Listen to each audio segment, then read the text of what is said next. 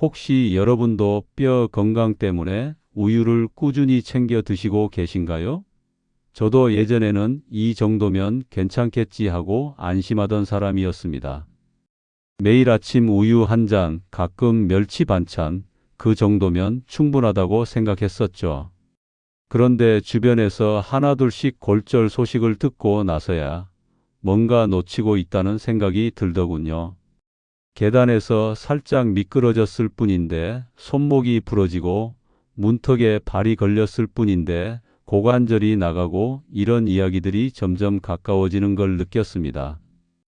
뼈는 정말 무서운 게 아플 때까지 아무 신호도 보내지 않습니다. 혈압처럼 숫자로 바로 확인되는 것도 아니고 당뇨처럼 갈증이나 피로감으로 알려주는 것도 아닙니다. 그냥 조용히 천천히 약해지다가 어느 순간 무너집니다. 그래서 더 무섭고 그래서 더 늦어지기 쉽습니다. 오늘은 제가 직접 보고 듣고 배운 이야기를 바탕으로 뼈를 지키는 진짜 생활 방법을 차분히 나누어 보려고 합니다. 특별한 보약이나 비싼 영양제가 아니라 여러분 식탁 위에 이미 있는 것들로 할 수 있는 방법들입니다. 뼈 건강 이야기를 꺼내면 많은 분들이 이렇게 말씀하세요. 나는 우유도 잘 마시고 음식도 가려 먹는다고요. 멸치도 먹고 두부도 챙기고 나름대로 신경 쓴다고 말씀하십니다. 저도 한때는 그 말에 고개를 끄덕이던 사람이었습니다. 그런데 나이가 들수록 뼈는 우리가 느끼는 속도보다 훨씬 빠르게 약해집니다. 50대 이후부터는 매년 조금씩 60대에 들어서면 더 빠르게 70대가 되면 우리가 생각하는 것보다 훨씬 더 빠른 속도로 뼈의 밀도가 낮아집니다. 문제는 통증도 불편함도 거의 없다는 점이에요. 허리가 아프거나 무릎이 시큰거리는 건 관절 때문이지 뼈가 약해져서 보내는 신호가 아닙니다. 그러다 어느 날 정말 아무 일 아닌 순간에 큰 부상을 겪게 됩니다. 제가 알고 지내던 박정호 어르신 이야기를 들려드릴게요. 72세 되시는 분인데 아침마다 우유 한 잔을 꼭 챙기시던 분이었습니다. 커피에 우유를 타서 드시고 저녁에는 요구르트도 한 병씩 드셨어요. 칼슘 걱정은 전혀 하지 않으셨죠. 그런데 어느 겨울 아침 집 앞 골목에서 살짝 미끄러졌습니다. 넘어진 것도 아니고 그냥 중심을 잡으려고 손을 짚었을 뿐이었는데 손목에서 뚝 소리가 났다고 합니다. 처음에는 삔 줄 알고 파스를 붙이셨대요. 그런데 하루 이틀 지나도 붓기가 빠지지 않고 통증이 심해져서 병원을 찾으셨습니다. 엑스레이를 찍어보니 손목뼈가 완전히 부러져 있었습니다. 의사 선생님이 골밀도 검사를 권하셨고 결과는 생각보다 심각했어요. 골다공증 단계까지는 아니었지만 정상 범위를 한참 벗어난 수치였습니다. 나는 관리 잘하고 있었는데 왜 이럴까? 그렇게 많이 속상해 하셨죠. 우유도 매일 마셨고 산책도 가끔 하셨고 건강검진도 빠지지 않고 받으셨는데 말입니다. 그런데 생활 습관을 하나하나 되짚어 보니 이유가 보이기 시작했습니다. 우유는 드셨지만 커피를 하루에 서너 잔 드셨습니다.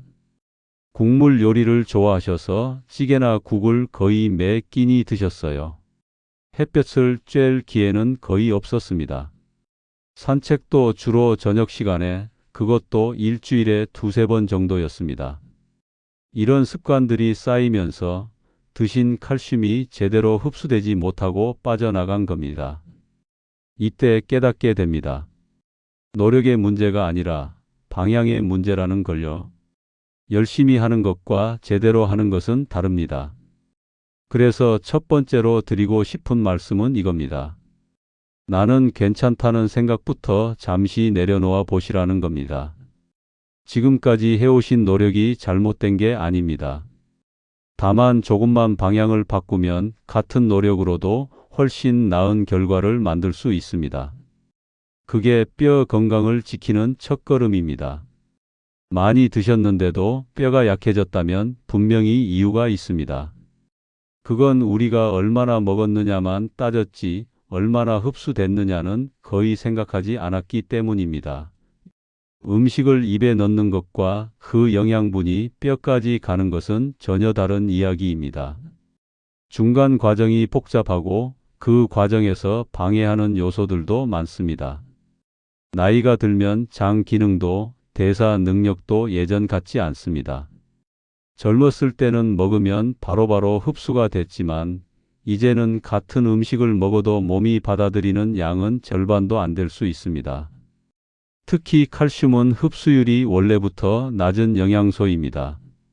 젊은 사람도 30% 정도밖에 흡수가 안 되는데 나이가 들면 20%, 심하면 10%까지 떨어집니다. 그러니 열심히 먹어도 대부분은 그냥 빠져나가 버립니다. 이순자 어르신 이야기를 들려드릴게요. 68세 되시는 분인데 뼈 건강에 정말 신경을 많이 쓰시던 분이었습니다. 하루에 우유를 2잔씩 드셨어요. 아침에 1잔, 자기 전에 1잔 빠뜨리는 날이 거의 없었습니다. 멸치볶음도 자주 해 드셨고 두부도 일주일에 서너 번은 드셨습니다. 그런데 건강검진에서 골밀도 수치가 계속 낮게 나왔습니다. 처음에는 검사 오류인 줄 알았대요. 1년 뒤에 다시 검사를 받았는데 오히려 더 나빠져 있었습니다. 그때 의사 선생님이 생활 습관을 자세히 물어보셨습니다. 알고 보니 문제는 따로 있었습니다. 우유는 많이 드셨지만 커피도 그만큼 많이 드셨어요. 아침 식사 후에 1잔, 점심 후에 1잔, 오후에 또 1잔, 저녁 식사 후에도 1잔, 이렇게 하루에 4잔을 드셨습니다. 커피에 들어있는 카페인은 칼슘이 소변으로 빠져나가게 만듭니다. 우유로 칼슘을 넣으면 커피로 다시 빼내는 셈이었던 겁니다. 게다가 국물 음식도 거의 매 끼니 빠지지 않았습니다. 된장찌개, 김치찌개, 미역국, 북어국 이런 음식들을 좋아하셨는데 간이 좀 센 편이었습니다. 짠 음식을 먹으면 몸에서 나트륨을 배출하려고 수분을 많이 내보냅니다. 그 과정에서 칼슘도 함께 빠져나갑니다. 이런 습관들이 쌓이고 쌓이면서 열심히 챙긴 칼슘이 몸에 머무를 시간이 없었던 겁니다. 그래서 나는 열심히 챙겼는데도 소용이 없었다는 말이 나오게 되는 거죠. 노력이 부족한 게 아니라 노력이 새어나가고 있었던 겁니다. 여기서 중요한 건 자책이 아닙니다. 몰랐으니까 그랬던 거고 이제 알았으니까 바꾸면 됩니다. 이제라도 흡수를 중심으로 생각을 바꾸는 것, 그것만으로도 충분히 늦지 않았습니다. 같은 우유 1잔을 마셔도 커피를 줄이면 효과는 2배가 됩니다. 같은 멸치를 먹어도 짠 음식을 줄이면 몸에 남는 양이 달라집니다. 많이 먹는 것보다 제대로 흡수되게 하는 게 훨씬 중요합니다. 다행히 해결책은 멀리 있지 않습니다. 이미 여러분 식탁 위에 올라와 있던 것들입니다. 다만 그동안 너무 가볍게 여겨졌을 뿐이죠. 우리가 흔히 반찬이라고 부르는 밥상 한쪽에 조용히 놓여 있던 것들 말입니다. 통깨, 잎채소, 작은 생선 이런 것들이 사실은 뼈 건강에 정말 큰 역할을 합니다. 우유나 멸치만큼 주목받지 못했을 뿐이지 효과는 결코 뒤지지 않습니다. 오히려 어떤 면에서는 더 낫습니다. 양은 많지 않아도 몸이 받아들이는 힘이 다릅니다. 그래서 한 숟갈 몇 장만으로도 충분히 역할을 합니다. 통깨를 예로 들어볼까요? 통깨 한 숟갈에는 우유 1잔에 맞먹는 칼슘이 들어 있습니다. 게다가 통깨에는 칼슘뿐만 아니라 마그네슘도 함께 들어 있어서 칼슘이 뼈에 자리 잡는 걸 도와줍니다. 우유는 칼슘만 주지만 통깨는 칼슘과 도우미를 함께 줍니다. 잎채소도 마찬가지입니다. 케일, 시금치, 청경채, 깻잎 이런 채소들에는 칼슘이 생각보다 많이 들어 있습니다. 특히 케일은 같은 무게로 비교하면 우유보다 칼슘 함량이 높습니다. 작은 생선도 빼놓을 수 없습니다. 멸치, 뱅어포, 새우 같은 것들은 뼈째 먹을 수 있어서 칼슘 흡수율이 아주 좋습니다. 김용식 어르신 이야기를 들려드릴까? 75세 되시는 분인데 반찬을 참 좋아하셨습니다. 그런데 늘 싱겁게 양념도 거의 없이 드셨어요. 젊었을 때부터 혈압이 좀 높으셔서 짜게 먹지 않는 습관이 몸에 배어 있었습니다. 그 덕분에 나이가 들어서도 혈압약 없이 지내셨는데 알고 보니 그게 뼈 건강에도 큰 도움이 되고 있었습니다. 몇 년 전 검사에서 골밀도 수치가 조금 낮게 나왔을 때 의사 선생님이 식단 조절을 권하셨습니다. 특별히 큰 변화를 주신 건 아니었습니다. 아침에 밥을 드실 때 통깨를 한 숟갈 더 뿌리셨고 점심에는 케일이나 시금치 같은 잎채소 반찬을 꼭 한 가지씩 챙기셨습니다. 저녁에는 멸치나 새우 같은 작은 생선 반찬을 드셨어요. 양은 많지 않았습니다. 통깨는 밥숟갈로 하나, 잎채소는 접시에 한 줌, 멸치는 손가락으로 집어서 몇 마리 정도였습니다. 이렇게 6개월 정도 지속하셨습니다. 특별히 힘든 것도 없었고 비용이 더 드는 것도 아니었습니다. 그냥 늘 먹던 반찬에 조금 더 신경을 쓰는 정도였죠. 6개월 후 다시 검사를 받으셨는데 골밀도 수치가 안정됐다는 이야기를 들으셨습니다. 떨어지던 추세가 멈췄고 일부 부위는 오히려 조금 올라갔습니다. 특별한 보약을 드신 것도 아니었고 비싼 영양제를 드신 것도 아니었습니다. 늘 먹던 반찬에 조금 더 신경 썼을 뿐이었죠. 여기서 핵심은 이것입니다. 많이가 아니라 자주 꾸준히입니다. 한 번에 많이 먹는다고 뼈가 갑자기 튼튼해지지 않습니다. 조금씩이라도 매일 빠지지 않고 먹는 게 훨씬 중요합니다. 뼈는 작은 변화에도 서서히 반응합니다. 급하게 좋아지지도 않지만 꾸준히 하면 반드시 나아집니다. 좋은 음식을 먹는 것만으로는 아직 반쪽입니다. 몸이 그 영양을 받아들일 수 있는 환경이 필요합니다. 아무리 좋은 씨앗을 뿌려도 햇볕과 물이 없으면 싹이 나지 않는 것처럼 칼슘도 도와주는 조건이 있어야 제 역할을 합니다. 그중 가장 중요한 게 햇볕과 움직임입니다. 햇볕은 우리 몸에서 비타민 D를 만들어냅니다. 비타민 D는 칼슘이 장에서 흡수될 수 있도록 도와주는 열쇠 같은 존재입니다. 아무리 칼슘을 많이 먹어도 비타민 D가 없으면 흡수가 안 됩니다. 그냥 장을 통과해서 빠져나갈 뿐입니다. 움직임도 중요합니다. 뼈는 자극을 받아야 강해집니다. 가만히 누워만 있으면 뼈는 필요 없다고 판단하고 점점 약해집니다. 걷거나 서 있거나 움직이면 뼈는 이 몸을 지탱해야 한다고 생각하고 단단해집니다. 최미경 어르신 이야기를 들려드릴게요. 70세 되시는 분인데 집에 계시는 시간이 정말 길었습니다. 자녀분들이 다 출가하시고 남편분도 일찍 돌아가셔서 혼자 사셨어요. 외출할 일도 별로 없고 친구 만나는 것도 한 달에 한두 번 정도였습니다. 대부분의 시간을 집 안에서 보내셨죠. 텔레비전 보시고 책 읽으시고 집안일 하시고 그렇게 지내셨습니다. 식사는 잘 챙겨 드셨어요. 우유도 마시고 두부도 먹고 멸치도 챙겨 드셨습니다. 그런데 건강검진에서 비타민 D 수치가 많이 낮게 나왔습니다. 의사 선생님이 햇볕을 쬐는 시간이 얼마나 되느냐고 물으셨는데 거의 없다고 하셨습니다. 빨래를 넣을 때 베란다에 잠깐 나가는 게 전부였고 그것도 여름에는 더워서 겨울에는 추워서 창문만 열고 안에서 하셨다고 합니다. 의사 선생님이 매일 20분만이라도 밖에 나가서 걸으라고 권하셨습니다. 처음에는 귀찮고 번거로웠지만 건강을 위해서라는 생각으로 시작하셨습니다. 아침 10시쯤 집 근처 공원에 나가셔서 천천히 한 바퀴 도셨어요. 빠르게 걷는 것도 아니고 그냥 산책하듯이 천천히 걸으셨습니다. 20분이면 공원 한 바퀴가 딱 나왔습니다. 처음 일주일은 억지로 나가셨는데 2주째부터는 조금 익숙해지셨습니다. 한 달쯤 지나니까 밖에 안 나가면 오히려 답답하다는 생각이 드셨다고 합니다.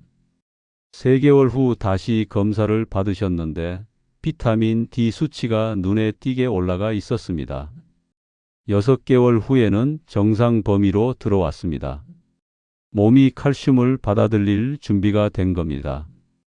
여기에 짠 음식 줄이기, 커피 조절 같은 작은 습관이 더해지면 같은 음식을 먹어도 결과는 전혀 달라집니다. 통깨 한 숟갈의 효과가 2배, 3배가 됩니다. 어렵게 생각하지 마세요. 햇볕, 걷기, 싱겁게 이 3가지만 기억하셔도 충분합니다. 햇볕은 하루 20분, 낮 시간에 팔이나 얼굴이라도 햇볕에 노출되면 됩니다. 걷기는 빠르게 안 걸어도 됩니다. 천천히라도 움직이면 뼈는 반응합니다.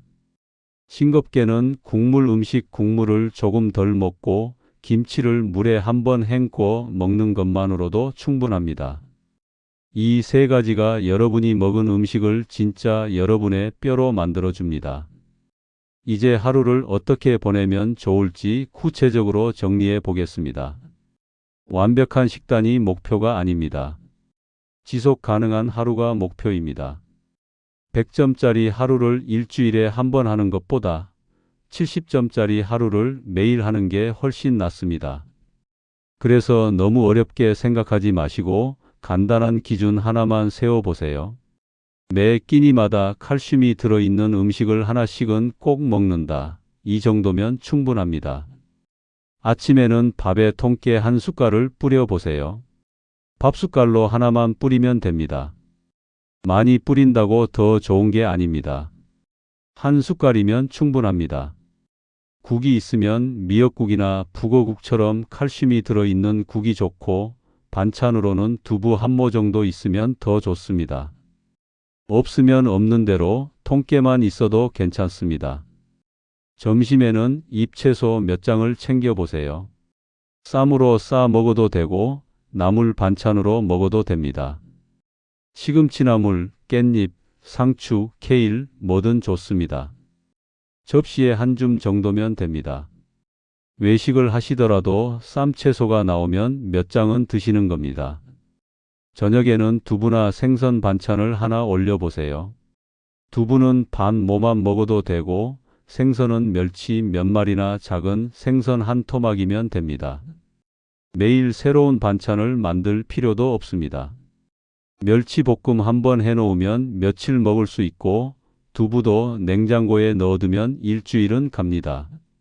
정춘자 어르신 이야기를 들려드릴게요. 78세 되시는 분인데 매 끼니마다 칼슘 하나는 꼭 챙긴다는 기준을 세우셨습니다. 아침에는 밥에 통깨, 점심에는 잎채소, 저녁에는 두부나 생선 이렇게요. 처음에는 일일이 신경 쓰는 게 번거로웠다고 합니다. 그런데 한 달쯤 지나니까 습관이 되더래요. 장을 보러 가실 때도 자연스럽게 통깨, 케일, 두부, 멸치를 챙기게 되고 밥상을 차릴 때도 자동으로 손이 가더랍니다. 6개월 후에는 전혀 의식하지 않아도 그렇게 먹게 되셨다고 합니다. 1년 후 건강검진에서 골절 위험도 수치가 낮아졌다는 말을 들으셨습니다. 의사 선생님이 무슨 특별한 걸 하셨느냐고 물으셨는데 특별한 건 없고 그냥 매 끼니 칼슘 반찬 하나씩 챙겨 먹었다고 하셨답니다. 이렇게 하시면 하루에 필요한 칼슘 양도 자연스럽게 채워집니다. 성인 기준으로 하루 700mg에서 800mg 정도가 필요한데 통깨 한 숟갈에 200mg, 잎채소 한 줌에 100mg, 두부 반 모에 200mg 이렇게만 해도 500mg이 넘습니다. 여기에 밥이나 다른 음식에서 조금씩 더해지면 충분히 채워집니다. 무엇보다 부담이 없습니다. 억지로 하는 게 아니라 밥상에 원래 있던 것들이니까요. 그래서 오래 갑니다. 일주일, 한 달, 1년, 10년도 할 수 있습니다.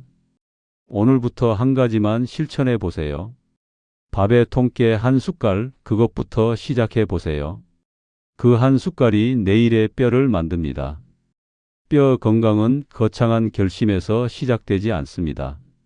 오늘 먹은 한 끼, 오늘 걸은 몇 걸음에서 시작됩니다. 특별한 보약도 비싼 영양제도 필요 없습니다. 여러분 식탁 위에 이미 있는 것들, 통깨, 잎채소, 두부, 작은 생선, 이런 것들이면 충분합니다. 다만 조금만 더 자주, 조금만 더 꾸준히 챙기시면 됩니다. 지금까지 해오신 노력 잘못된 게 아닙니다.